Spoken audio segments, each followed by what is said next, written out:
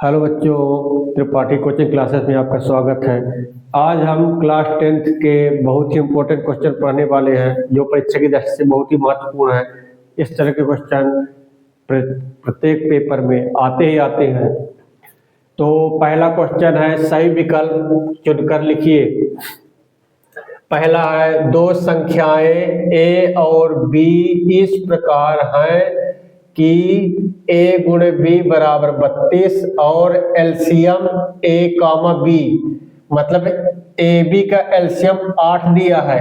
तो HCF ab मतलब ab का एचसीएफ ज्ञात करना है। ab के एचसीएफ बराबर क्या होगा? तो हमको सूत्र पता है कि दो संख्याओं का गुणनफल बराबर एचसीएफ गुणे एलसीएम। तो दो संख्याएं क्या क्या हैं? a गुणे b, a और b दो संख्या, इनका गुणनफल बराबर एचसीएफ।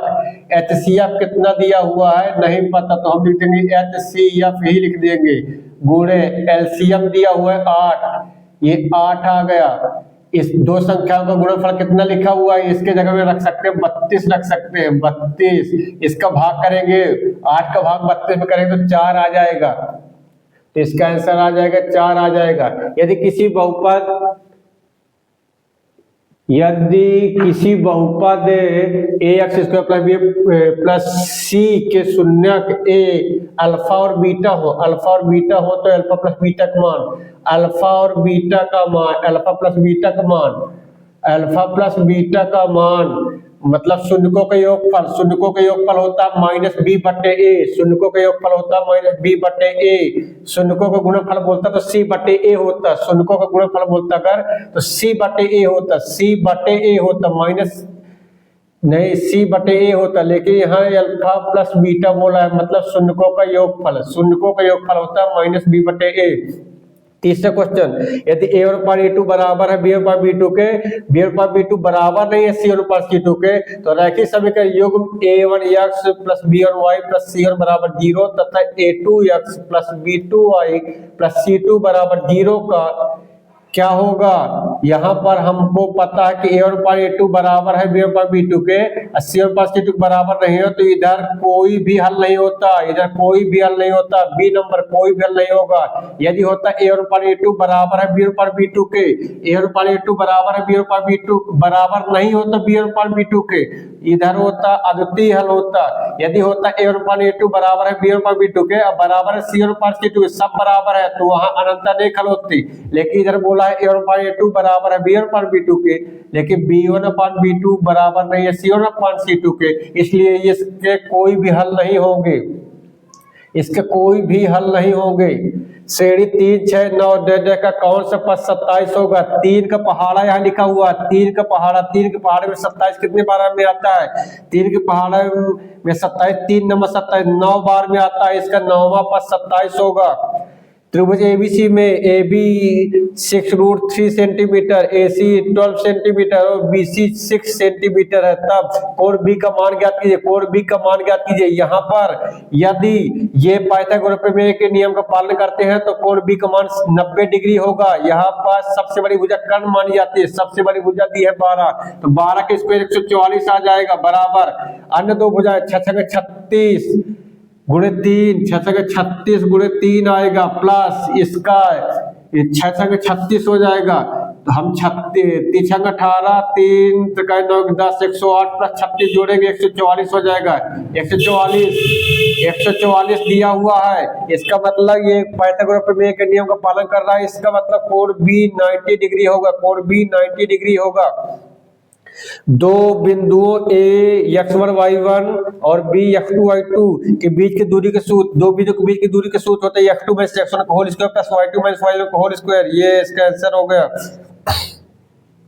क्वेश्चन नंबर दूसरे में रिक्त स्थान भरिए। पहला, प्रत्येक भाज्य संख्या, अगर कोई भाज्य संख्या है तो उसको अभाज्य संख्याओं के रूप में, अभाज्य संख्या को गुणनफल के रूप में लिख सकते हैं। अभाज्य संख्याओं के, पहले का होगा अभाज्य संख्याओं के, प्रत्येक भाज्य संख्या को खाली स्थान दिया है ना, खाली स्थान संख्याओं के रूप में व्यक्त कर सकते हैं, अभाज्य संख्याओं के रूप में व्यक्त कर सकते हैं।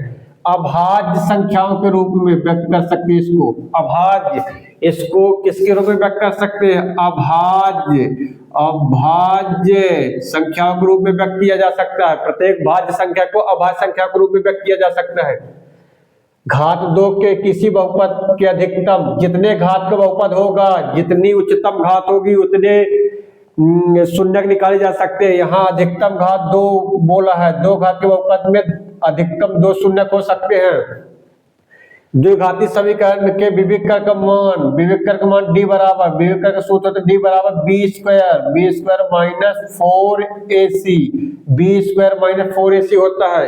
चौथा क्वेश्चन, यदि किसी समांतर श्रेणी का यनवा पद 3 + 2n हो तो श्रेणी का प्रथम पद, यनवा पद मतलब कहा जाए तो an बराबर दिया हुआ है, कितना दिया, 3 + 2n दिया हुआ है। हमको प्रथम पद निकालना है, मतलब n के प्रथम पद मतलब a1, n के जगह में 1 रख दें तो a1 हो जाएगा। इधर 3 + 2 n के जगह में 1 रख देंगे बराबर 3 + 2 = 2, 3 तो 5 आ जाएगा।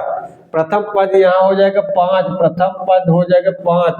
दो समान कोणिक त्रिभुजों में उनकी संगत भुजाओं का अनुपात सदैव समान होता है। दो समान कोणिक त्रिभुजों में उनकी संगत भुजाओं का अनुपात सदैव समान होता है। वृत्त को 2 बिंदुओं पर प्रच्छेद करने वाली रेखा, वृत्त को 2 बिंदुओं पर प्रच्छेद करने वाली रेखा, वृत्त को 2 बिंदुओं पर प्रच्छेद करने वाली रेखा को छेदक रेखा बोलते हैं। छेदक रेखा को छेदक रेखा बोलते हैं, उसको छेदक, 2 बिंदुओं पर प्रच्छेद करने वाली रेखा छेदक रेखा कहलाती है। 2 बिंदुओं पर प्रच्छेद करने वाली रेखा छेदक रेखा कहलाती है।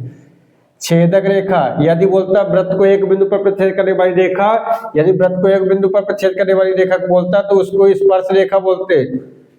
ये क्वेश्चन बच्चे की दृष्टि से बहुत ही महत्वपूर्ण है। Question number 3, 1 + cot square theta, 1 + cot square theta होता है cosec square theta, 1 + cot square theta होता है cosec square theta, 1 + cot square theta होता है cosec square theta. sec theta होता है 1/cos थीटा, sec थीटा होता है 1/cos theta. sin square theta plus cos square theta बराबर 1, sin square theta plus cos square theta बराबर 1। tan 60 degree का मान होता है √3, tan 60 डिग्री मान होता है, tan 60 डिग्री का मान होता है √3। त्रिभुज का क्षेत्रफल होता है 1/2 गुणे आधार गुणे ऊंचाई, 1/2 गुणे आधार गुणे ऊंचाई। एक शब्द में उत्तर लिखिए। यदि y बराबर mx + 3 में x बराबर 2 हो और y बराबर 5 हो तो m का मान, y के जगह में हमको रखना है 5, y के स्थान पर रखना 5 बराबर mx, f की जगह में रखना -2 का m से गुणा करेंगे तो -2m हो जाएगा। +3 ये 3 के हम पक्षांतर करेंगे तो +5 में -3 हो जाएगा, 2 बचेगा बराबर -2m, -2m का पक्षांतर करेंगे तो 2/-2 हो जाएगा। m का मान आ जाएगा -1, m का मान आ जाएगा -1 हो जाएगा।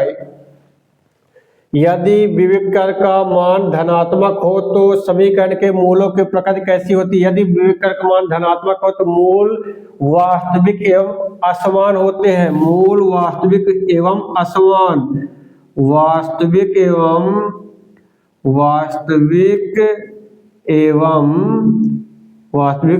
असमान होते हैं, असमान होते हैं। यदि विविक्तर का मान धनात्मक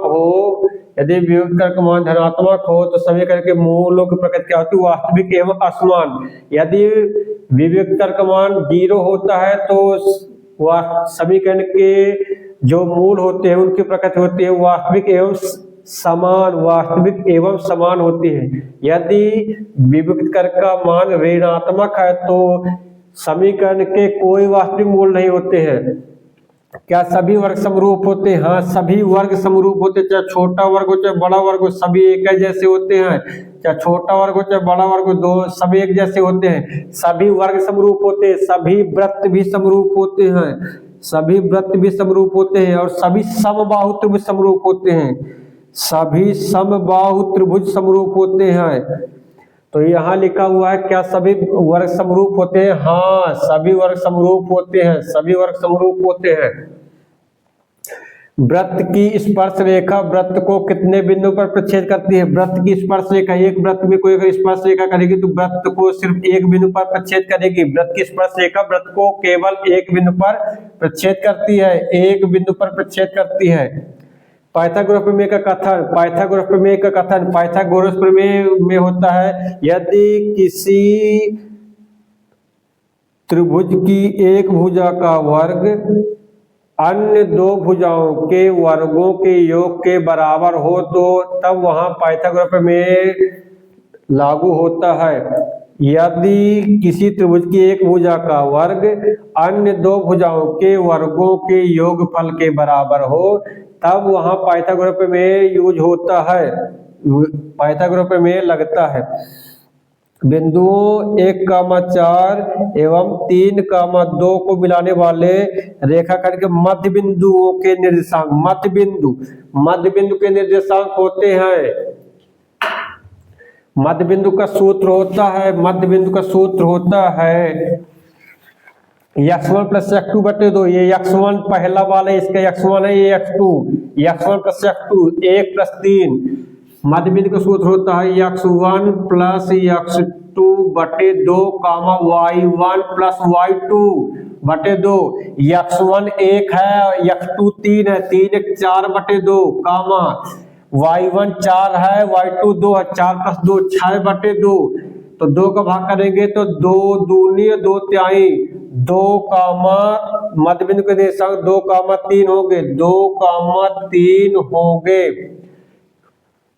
क्वेश्चन नंबर 5वां, दो चरों के रैखिक समीकरण के दो हल होते हैं, इसमें सत्य सत्य बताना है। दो चरों के रैखिक समीकरण के दो हल होते हैं, असत्य है। दो चर वाले रैखिक समीकरण के अनेक हल होते हैं, दो चर वाले रैखिक समीकरण के अनेक हल होते हैं, दो हल नहीं होते हैं। और एक चर वाले रैखिक समीकरण के केवल एक हल होते हैं, अर्थात अद्वितीय हल होते हैं। यदि विविक्त कर शून्य हो तब समीकरण के मूल वास्तविक एवं समान होते, सत्य है। यदि समीकरण के मूल समान हो तो यदि विविक्त कर शून्य हो तब समीकरण के मूल वास्तविक एवं समान होते हैं। 2 - 2 2 - 2 समांतर श्रेणी में है कि नहीं? समांतर श्रेणी के लिए हमको सारवंतर देखना पड़ेगा। अगर सारवंतर समान है तो समांतर श्रेणी में होगा। A2 है, विवेक का D का होता है D बराबर A2 माइनस A1 या फिर होता है A3 माइनस A2। A2 हो गया दूसरा पद, A2 हो गया माइनस का 2 माइनस A1 हो गया 2, तो -2 -2 माइनस का 4 आ जाएगा। या फिर A3 दिया हुआ 2 माइनस A2 दिया माइनस का 2, तो यहाँ पास हो जाएगा हमारा 2 माइनस माइनस से प्लस हो जाएगा 2 4। दोनों समान सारवंतर समान नहीं, इसलिए ये समांतर श्रेणी में नहीं है, ये असत्य है। इसी तरह स्पर्श बिंदु से होकर जाने वाली त्रिज्या स्पर्श रेखा के समांतर होती है, असत्य। स्पर्श बिंदु से होकर जाने वाली त्रिज्या स्पर्श रेखा पर लंब होती है। स्पर्श बिंदु से होकर जाने वाली त्रिज्या स्पर्श रेखा पर लंब होती है, 90 डिग्री कोण बनाती है। स्पर्श बिंदु से होकर जाने वाली त्रिज्या स्पर्श रेखा के समांतर नहीं होती, लंब होती है, ये भी असत्य है। वृत्त के व्यास के सिरों पर खींची गई स्पर्श रेखाएं समांतर होती है, सही है। वृत्त के व्यास के सिरों पर कोई वृत्त है, उसका व्यास केंद्र से होकर जाता है, व्यास के सिरों पर खींची गई स्पर्श रेखाएं समांतर होती है, ये सत्य है।